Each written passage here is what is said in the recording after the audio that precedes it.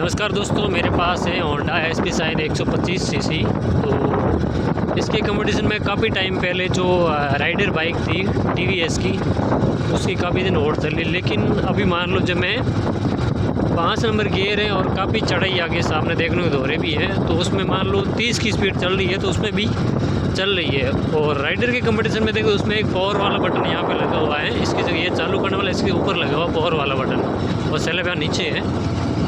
तो उसमें क्या है ना कि पावर वाला चालू करते हैं तो कहते हैं कि थोड़ी पावर ज़्यादा रखती है, बट वो ट्राई कर लिया। उसमें क्या होता है, जैसे बाइक जैसी चालू करते हैं तो बिना पावर में रखते हैं तो थोड़ा वो है ना लोड ज़्यादा लेती है, और पावर में रखते तो लोड कम लेती है, ऐसा कहना है। तो अभी मैं नॉर्मल मेरी पड़ी रेस है, जैसे कि ये बस हाथ रखा हुआ है, 30 की स्पीड से चल रही है 5 नंबर गियर में सिंगल सवारी में। तो अब ये पिकअप थोड़ा मैं सही कहूँ तो वास्तव में होंडा का पिकअप अच्छा है। अब राइडर में अगर मान लो अब हम 3 सवारी यहाँ पे होते ना, तो 40 की स्पीड में यहाँ पे चली जाती इस दौरे पे, और राइडर इतने में 5 नंबर गियर में यहाँ पे नहीं जाती, कम से कम उसमें तीसरे नंबर गियर में चलना पड़ता। तो ये दिक्कत होती है राइडर में।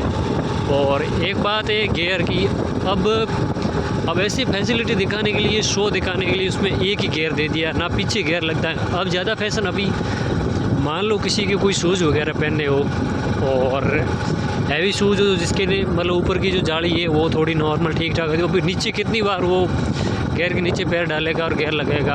और चलो आगे वाला लग जाता, निकालने आसान है, लेकिन लगाने तो थोड़ी मुश्किल है ना।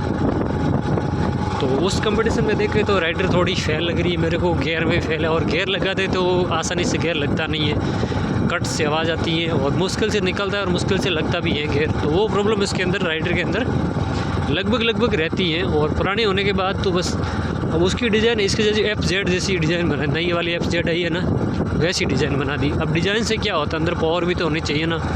अब उसका इंजन जैसे मान लो एवरेज ठीक ठाक देता है, तो फिर वो काफ़ी टाइम बाद बिकाऊ भी तो नहीं रहती है ना।